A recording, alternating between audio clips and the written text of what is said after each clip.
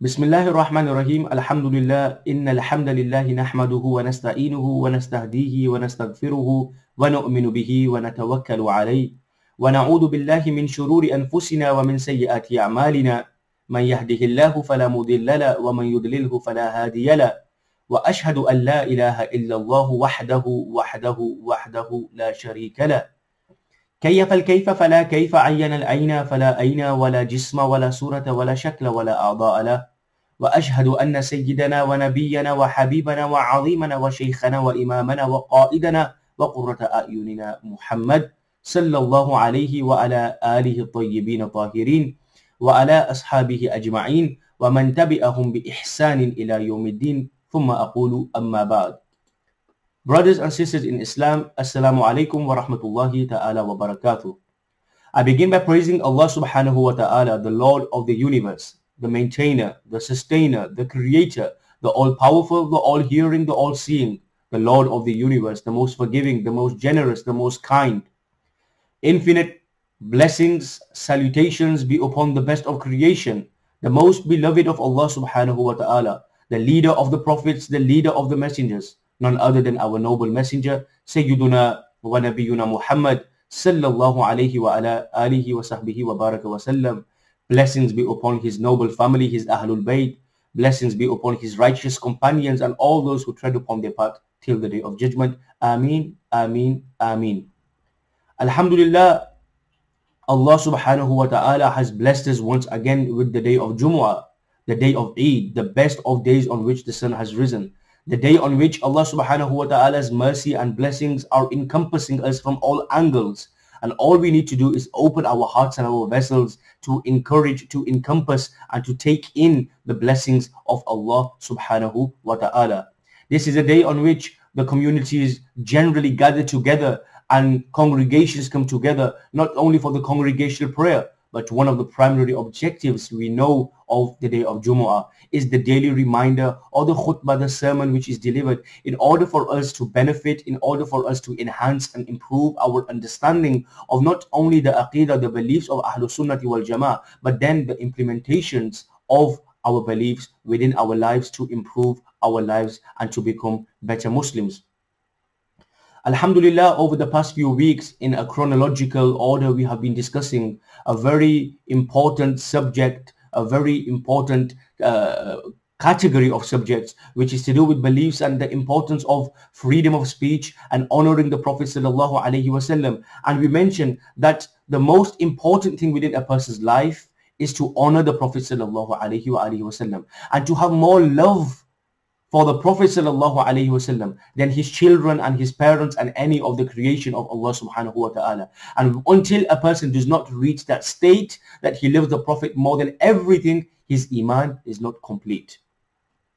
We then also spoke about the importance of loving the members of the household, the Ahlul Bayt, the noble family of Rasulullah sallallahu alaihi wasallam. And we spoke about some of the ultra sensitivities which have developed within our society, in which often it's portrayed that certain personalities belong to only certain groups, that people think that the names of Abu Bakr and Umar, they belong to one sect, and the name of Ali, Fatima, Hassan and Hussein, they belong to somebody else. But we very clearly established that loving the Ahlul Bayt, loving the wives of the Prophet sallallahu alaihi wasallam, loving his noble family, his offspring, his progeny, his children, which descend from Ali and Fatima, and then the children of Sayyidah Fatima, the children of Imam Hassan and Imam Hussein, loving them, honoring them, recognizing the purification, recognizing the status, the mansab and the maqam and the martaba which has been given to them, is from the teachings of the Ahlul Sunnati wal Jama'ah. And loving the Ahlul Bayt is the command of Allah subhanahu wa ta'ala within the Quran. Honoring the Ahlul Bayt is the command of Allah within the Quran. Respecting them is the command of Allah subhanahu wa ta'ala in the Quran. And most importantly, what we learn from Ayatul Tathir, the ayah of purification in Surah Al-Ahzab, is that these 5 pure personalities which have been purified, this is yuridullah. This is the will of Allah subhanahu wa ta'ala to purify them. Alternatively, today, we are continuing this journey, and alhamdulillah, summa alhamdulillah, Allah has blessed us, the Ahlul Sunnati wal Jama'ah, that we love and we honor each and every single member of the household of the Prophet sallallahu alaihi wasallam, and at the same time we recognize the importance, the severity and the importance of understanding and respecting and honoring the maqam and the mansib of the companions. Now firstly, the first most important topic of discussion is that who are the companions? Who is a sahabi? The plural is sahaba and the singular is sahabi. Often we hear people referring to one companion and they use the word sahaba. It should be sahabi. And when we are referring to them in the plural form, we will refer to them as the sahaba. The sahaba are those people who Allah subhanahu wa ta'ala, He honored them and chose them to be the companions of Rasulullah sallallahu alayhi wasallam. And this in itself is as much as an introduction and an understanding a person needs to really understand the respect and reverence which these people deserve. They are not ordinary people. They did not by coincidence become the companions of the best of creation, our noble messenger Muhammad sallallahu alayhi wa alihi wasallam. But rather, Allah subhanahu wa ta'ala has chosen them, He has honored them, and He has designated them to be from amongst the companions and to be within the companionship of Rasulullah sallallahu alaihi wasallam. So in a very simple term, in a very simple definition, which is often told to our believers, told to the Muslims, is that a sahabi, a companion, is that person who saw the Prophet sallallahu alaihi wasallam in the state of Iman, and then he left this dunya upon the same state of Iman. That person is regarded as a companion. My brothers and sisters, this is the most important introduction to the companions. That Allah subhanahu wa ta'ala, He didn't choose you and I to be from amongst the companions. Those people who are from amongst the companions of Rasulullah sallallahu alayhi wasallam, they are the chosen individuals. Allah subhanahu wa ta'ala did not make it a mere coincidence, but those people who are from the circle, those people who are from the companionship, those people who have the sohbatul Rasul, they have been within the companionship of the Prophet sallallahu alaihi wasallam. They have been honored. They have been given this high lofty position within Islam by Allah subhanahu wa ta'ala. And Allah subhanahu wa ta'ala, He says in the Quran, radiyallahu anhum wa radu an, that Allah is pleased with them and they are pleased with Allah. So loving the companions and respecting the companions and obeying and following the lifestyles of the companions, this is a very clear understanding which is deeply rooted within the teachings of the Quran and the Sunnah of Rasulullah sallallahu alayhi wa alihi wa sallam. Allah says in the Quran, لَقَدْ رَضِيَ اللَّهُ عَنِ الْمُؤْمِنِينَ إِذْ يُبَايِعُونَكَ تَحْتَ الشَّجَرَةِ. That certainly Allah is pleased with the believers when they pledged allegiance under the tree. And we know that there are different ranks amongst the companions. And that's something, inshallah, we will also discuss later. But the most important understanding is that the companions did not choose to be companions, but rather Allah is the one who decided for them to be from amongst the circle and the companions of Rasulullah sallallahu alaihi wasallam. So to believe in the good character of the companions, to believe in the virtues of the Sahaba, it has been the orthodox traditional position of the Ahlus Sunnati wal Jama'ah, the orthodox Ahlus Sunnah, the Sunni Muslims, ever since the time of Rasulullah sallallahu alaihi wasallam. Why is it that we believe in the good character and the virtues of the companions? This is because Allah subhanahu wa ta'ala, He has praised them in His book, He has praised them in His noble Quran, in the divine revelation, and they have also been praised by the Prophet sallallahu alaihi wasallam, peace and blessings be upon him, as we find it narrated within the canons of hadith. Now, when we speak in regards to the companions, or when we speak in regards to a generic form of Muslims, Allah subhanahu wa ta'ala, He categorizes the Muslims into three subcategories. And Allah subhanahu wa ta'ala says, وَالسَّابِقُونَ الْأَوَّلُونَ مِنَ الْمُهَاجِرِينَ وَالْأَنصَارِ وَالَّذِينَ اتَّبَعُوهُم بِإِحْسَانٍ رضي الله عنهم ورضوا عنه وأعد لهم جنات تجري تحتها الأنهار خالدين فيها أبدا ذلك الفوز العظيم. That Allah subhanahu wa ta'ala says that the categories of the Muslims, there are three categories. The people who will be from amongst the people of Jannah on the day of judgment, there are three categories. The first of them, Allah subhanahu wa ta'ala says, السابقون الأولون من المهاجرين, that the first of those who are those people who migrated with the Prophet sallallahu alaihi wasallam, who are referred to as the Muhajirun or the Muhajirin. And it's important to know these terms and be familiar with these terms. So those companions who migrated with the Prophet sallallahu alaihi wasallam from Mecca to Medina, the first people to accept Islam, they are referred to as the Muhajirin. Those people who were the residents of Medina, living within Medina, they are known by the name of Al-Ansar, the residents of Medina. So my brothers and sisters, Allah says that the people of Jannah, there are three. The first category is the Muhajirun, the migrants. The second are the residents of Medina at the time of the Prophet sallallahu alaihi wasallam. Allah subhanahu wa ta'ala did not destine for us to be from amongst the people of the migrants, the people of migration, the first as-sabiqun al-awwalun min al-muhajirin. Nor did Allah subhanahu wa ta'ala destine for us to be from the Ansar, the resident Medinans at the time of the Prophet sallallahu alaihi wasallam. But there's no need for us to ponder and think about why was it not destined for us, because Allah has given a third category. Allah says the people of Jannah are not just the Muhajirin, they are not just the Ansar, but وَالَّذِينَ اتَّبَعُوهُمْ بِإِحْسَانٍ, but also those people who follow them in goodness. Radiyallahu anhum wa radu an. Allah is pleased with them and they are pleased with Allah. So we find the pleasure of Allah subhanahu wa ta'ala. Jannah has been prepared for these three categories of people. The as-sabiqun al-awwaluna min al-muhajirin and the Ansar, the migrants who accepted Islam at the very forefront, at the very early stages when at the advent of Islam, the resident Medinans, and then those who follow their path. They follow the path of the companions in goodness. When we follow the path of these people in goodness, radiyallahu anhum wa radu an, Allah is pleased with them and they are pleased with Allah. وَأَعَدَّ لَهُمْ جَنَّاتٍ تَجْرِي تَحْتَهَا الْأَنْهَارُ خَالِدِينَ فِيهَا.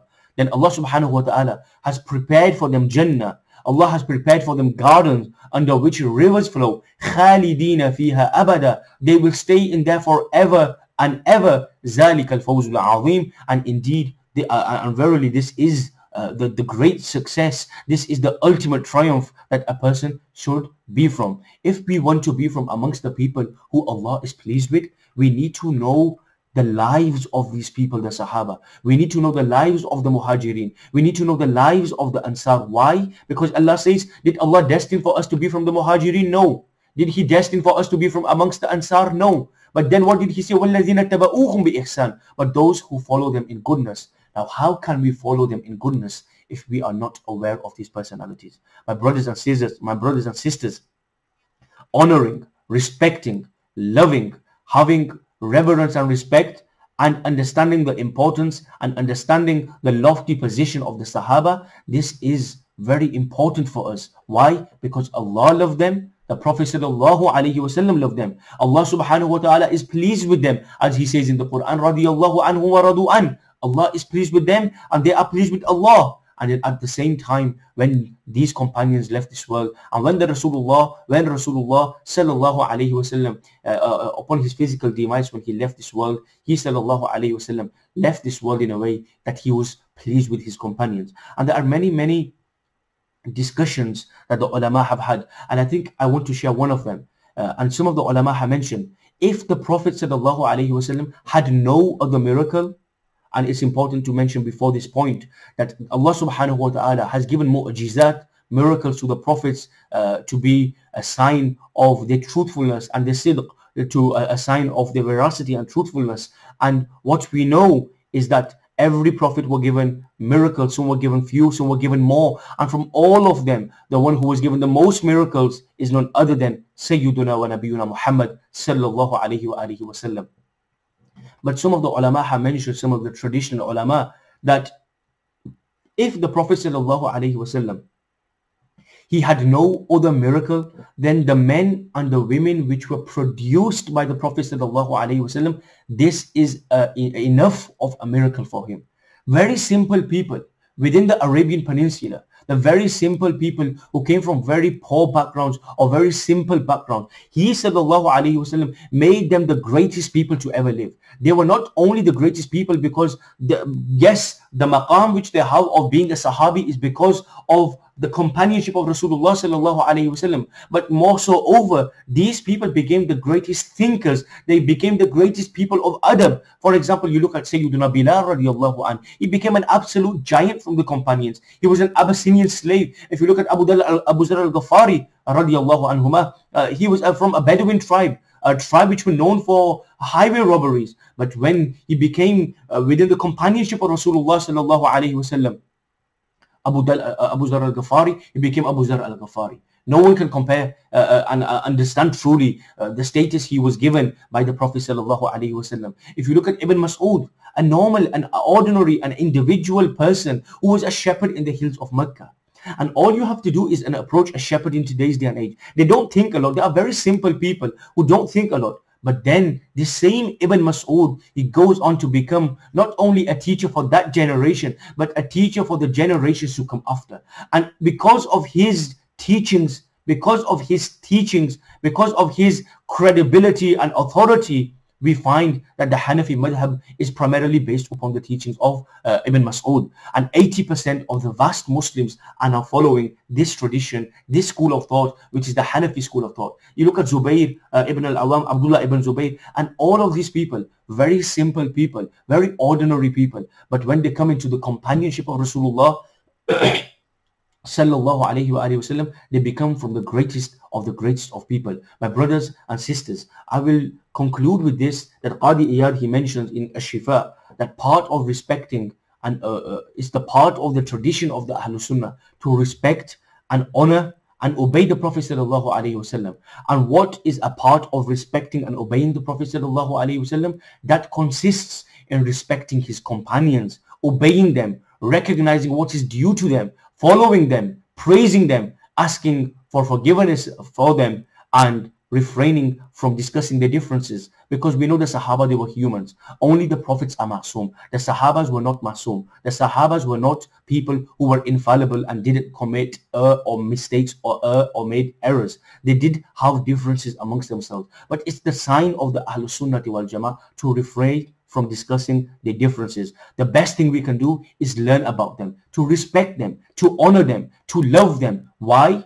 Allah loved them. The Prophet sallallahu alaihi wasallam loved them. The great companions like Sayyidina Abu Bakr as-Siddiq radiyallahu ta'ala an, the great companion like Sayyidina Amir al-Mu'mineen Umar ibn al-Khattab radiyallahu an, the great companion like Uthman ibn Affan, the great companion like Imam Ali, the great companion like Imam Hassan and Imam Hussein, the Ashara Mubashara, those who have been guaranteed paradise, the 10 that have been guaranteed paradise, the people from the Muhajirin and the Ansar, loving them and honoring them and refraining from speaking in regards to the differences and speaking ill about them, has been, will remain the signs of the Ahlus Sunnati wal Jama'ah, the signs of the orthodox position of Islam. I pray Allah subhanahu wa ta'ala, He allows us to truly understand the position of the Ahlul Bayt and the Sahaba, and allows us to love each and every single one of them, and allows us to die on the state of Iman. أقول قولي هذا واستغفر الله لي ولكم وما علي إلا البلاغ.